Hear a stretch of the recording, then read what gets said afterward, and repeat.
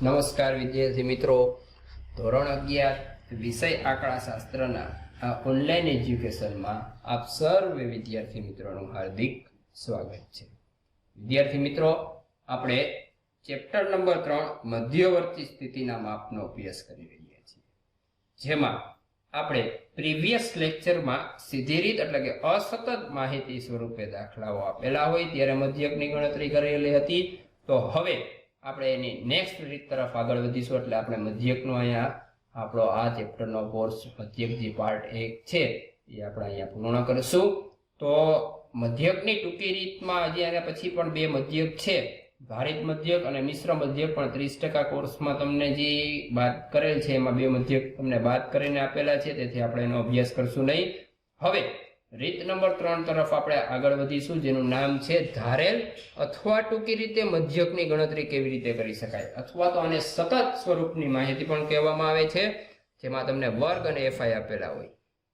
બરાબર, જ્યાં એક્સઆઈ અને એફઆઈ એટલે આપણે રીત નંબર 2 નો અભ્યાસ કર્યો. તો અહીં નીચેની માહિતી પરથી મધ્યક ગણો. વર્ગ આપ્યા 0 થી 10, 10 થી 20, 20 થી 30, 30 થી 40, 40 થી 50, 50 થી 60, 60 થી 70, 70 થી 80, 80 થી 90. એફઆઈ 3, 8, 12, 10, 35, 22, 18, 15 અને 7. આના ઉપરથી દાખલો ગણવાનો છે, તો આપણે ગણી નાખીએ આન્સર. વર્ગની આપણે જે કિંમતો આપેલી છે એ લખી નાખશું. સૌ પ્રથમ 0 થી 10, 10 થી 20, 20 થી 30, 30 થી 40, 40 થી 50, 50 થી 60, 60 થી 70, 70 થી 80 અને 80 થી 90. વિદ્યાર્થી મિત્રો, આનો કઈ સરવાળાની કઈ આપણે જરૂર છે નહીં, એટલા માટે આપણે કઈ લખશું નહીં. હવે એફઆઈ આપેલી છે બેઠે બેઠી 3, 8, 12, 10, 35, 22, 18, 15 અને 7. આનો સરવાળો કરશો એટલે તમને n મળશે, જેની જવાબ તમને મળશે અહીંયા 130. સરવાળો કરશો આ બધાનો એટલે તમને n મળશે 130.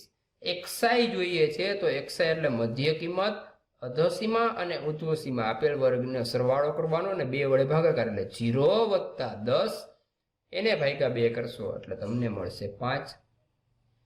10 + 20 એને ભાગ્યા 2 કરશો એટલે તમને મળશે અહીંયા 15. 20 + 30 એને ભાગ્યા 2 કરશો એટલે તમને અહીંયા મળશે 25. હવે ડિફરન્સ જોઈ લો, બધા વચ્ચે 10 10 નો કાળો છે, તો 10 10 આપણે ઉમેરતું જવાનું, એ આપણી એક્સઆઈ મધ્ય કિંમત થઈ જશે. તો 25 માં 10 ઉમેરો એટલે 35, 35 માં 10 ઉમેરો એટલે 45, એમાં 10 ઉમેરશો એટલે 55, એમાં 10 ઉમેરશો એટલે 65, એમાં 10 ઉમેરશો એટલે 75, 75 માં 10 ઉમેરો એટલે 85. અને સરવાળાની કઈ જરૂર રહેશે નહીં વિદ્યાર્થી મિત્રો. હવે ટૂંકી રીતના અનુસાર તમારે ડીઆઈ ની ગણતરી કરવી પડશે, એટલે આપણે સૌ પ્રથમ અહીંયા એ ધારવો પડશે. તો હંમેશા આપણે પહેલી કિંમતને એ ધારશું, જેથી માઇનસમાં કઈ જવાબની તમારે ગણતરી કરવી પડે નહીં.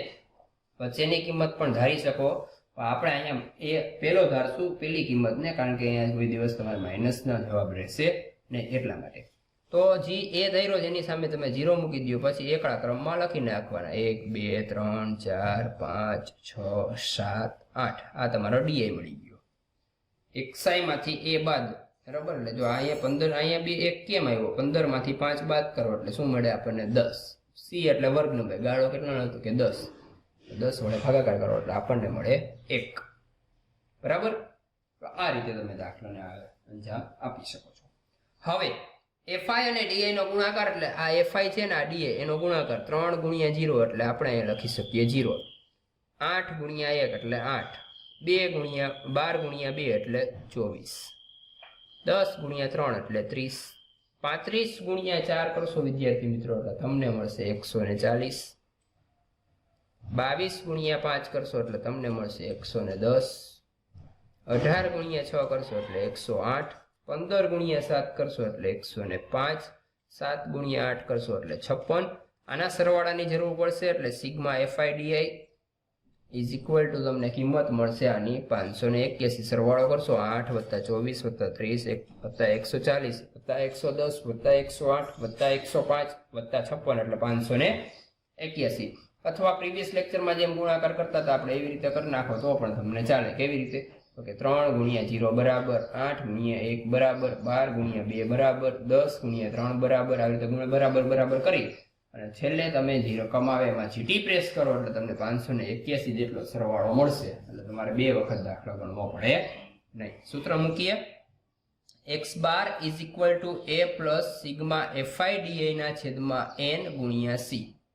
એની કિંમત આપણે ધારી છે અહીંયા 5, FIDA છે 581, n ની કિંમત 130, વર્ગ લંબાઈ c જોતા હોય તો આ બેની બાદબાકી કરી નાખો એટલે તમારી વર્ગ લંબાઈ હોય 10. xi ની બીજી કિંમતમાંથી પહેલી કિંમત બાદ કરો એટલે c. અહીંથી જોવો તો પણ 10 નો ગાળો છે, ખબર પડી જાય. આ તો ન ખબર પડે તો xi ની બીજી કિંમતમાંથી પહેલી કિંમતને બાદ કરી નાખો એટલે તમારી વર્ગ લંબાઈ હોય હંમેશા. તો હવે 5 વત્તા 581 ભાગ્યા 130 એને ગુણ્યા 10 એલસીમાં કરશો એટલે તમને જવાબ મળશે 44.69. બરાબર. 581 ભાગ્યા 30 આટલાનો પહેલા તમારે સાદુરૂપ દઈ દેવાનું. પહેલા ભાગાકાર એને ગુણ્યા 10 કરી નાખો એટલે 44.69. એમાં +5 કરો એ આપણો મધ્યક, તો મધ્યક મળશે તમને 49.69. હર મોસમ આમ લખી નાખવાનું, આમ મધ્યક 49.69 મળે તેમ કહેવાય. વિદ્યાર્થી મિત્રો, આ રીતે તમે ધારેલ મધ્યક અથવા ટૂંકી રીતની ગણતરી કરી શકો છો. હજી આપણે એક આવા રીતનો દાખલો જોઈશું એટલે તમને વિસ્તૃત ખ્યાલ આવશે. રકમમાં બીજામાં આગળ વધીએ જેમાં તમને એમ કીધું છે નીચેની માહિતી પરથી ધારેલ મધ્યકની રીતે ગણતરી કરવાની તમને કીધી છે. વર્ગ આપ્યા છે 20 થી 24, 24 25 થી 29, 29 30 થી 39. આવી રીતે તમને વર્ગ આપેલા છે જેનો તમારે મધ્યક ગણવાનો રહેશે. તો આપણે અહીંયા લખી નાખીએ વર્ગ અને FI. વર્ગમાં છે 20 થી 24, 25 થી 29, 30 થી 39, 40 થી 44, 45 થી 49,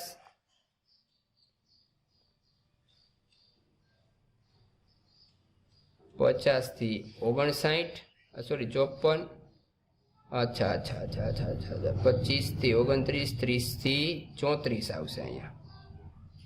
બરાબર. હવે અહીંયા આવશે તમારે 35 થી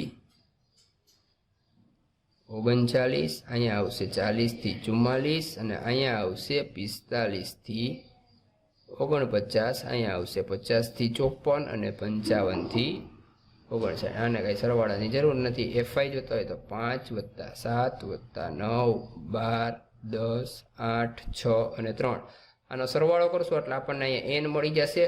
જે n મળશે તમને આનો બધાનો સરવાળો કરશો એટલે તમને મળશે એક્ઝેક્ટ 60. હવે xi જોતી હોય તો આપણે શીખડાવેલું છે xi કેમ મળશે, બંનેનો અર્ધસીમા 20 વત્તા 24 એને ભાગ્યા 2 એટલે તમને અહીંયા મળશે 22. અને આપણે a તરીકે પણ લઈએ છીએ તો આપણે a લખી નાખશું. 25 વત્તા 29 એને ભાગ્યા 2 કરો એટલે આપણને મળશે 27. 30 વત્તા 34 એને ભાગ્યા 2 કરશો એટલે મળશે 32. તો અહીંયા તમે જોઈ શકો છો 5 5 નો ગાળો છે, 5 5 ઉમેરતા જાઓ એટલે તમને મળશે 37. 37 માં 5 ઉમેરો એટલે 42, 42 માં 5 ઉમેરો એટલે 47, 47 માં 5 ઉમેરો એટલે 52, 52 માં 5 ઉમેરો એટલે મળશે 57. આની કઈ સરવાળાની જરૂર રહેશે નહીં. DI જોઈએ છે તો પહેલા આને a એટલે અહીંયા 0 1 2 3 4 5 6 અને 7. હવે FIDA લખી નાખીએ. ગુણાકાર 5 0 0, 7 1 7, 9 ગુણ્યા 2 એટલે 18, 12 ગુણ્યા 3 એટલે 36, 10 ગુણ્યા 4 કરશો એટલે 40, 8 5 ને 40, 6 6 36, 3 7 ને 21. આનો સરવાળો કરશો એટલે સિગ્મા FIDA તમને મળી જશે. જે કેટલા મળશે સરવાળો કરશો એટલે બાળકો તમને મળશે 198. હવે તમે સૂત્રમાં કિંમત મૂકી દો એ તમારો શું થશે અહીંયા જવાબ. તો સૂત્ર તમારી પાસે છે x bar is equal two a plus sigma FIDA ના છેદમાં n ગુણ્યા c. તો એની કિંમત આપણે ધારી કેટલી ધારેલી છે તો કે અહીંયા 22. FIDA નો સરવાળો 198, n ની કિંમત છે 60, c જોતા હોય તો કિંમત બાદ કરો એટલે 5 5 નો ગાળો છે એટલે 5. આનું સાદું રૂપ આપી દો 198 ભાગ્યા 7 ગુણ્યા 60 ભાગ્યા 198 ભાગ્યા 60 એને ગુણ્યા 5 કરશો બાળકો એટલે તમને મળશે અહીંયા 16.5. 22 માં 16.5 ઉમેરી દો એટલે 38.5 જે તમારો મધ્યકનો શું થઈ ગયો જવાબ. આ રીતે વિદ્યાર્થી મિત્રો તમે ટૂંકી રીતના દાખલાઓનો અભ્યાસ કરી શકો છો.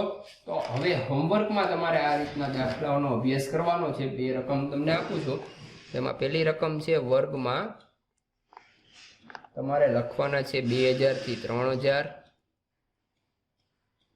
3000 થી 4000, 4000 થી 5000, 5000 થી 6000, 6000 થી 7000, 7000 થી 8000 અને 8000 થી 9000. FI માં તમારે આવશે 2, 3, 7, 15, 25, 16 અને 12. આનો જવાબ તમને બાળકો મળવો જોઈએ 6425. તો તમારો દાખલો શું થયો? સાચો. હજી એક દાખલો એમાં વર્ગમાં લખી નાખી અને FI વર્ગ છે 0 થી 10, 10 થી 20, 20 થી 30, 30 થી 40 અને 40 થી 50. FI માં 3, 14, 23, 40 અને 21. આ રીતે તમારે ટૂંકી રીતે ધારેલ મધ્યકની રીતે દાખલો ગણવાનો છે. તો બાળકો આનો જવાબ તમને મળવો જોઈએ 31.14. તો તમારો દાખલો સાચો. તો વિદ્યાર્થી મિત્રો, નેક્સ્ટ આપણે મળશું ત્યારે આપણે મધ્યસ્થ તરફ આગળ વધીશું. તબ તક કે લીએ જય હિન્દ, જય ભારત, જય જય ગરવી ગુજરાત.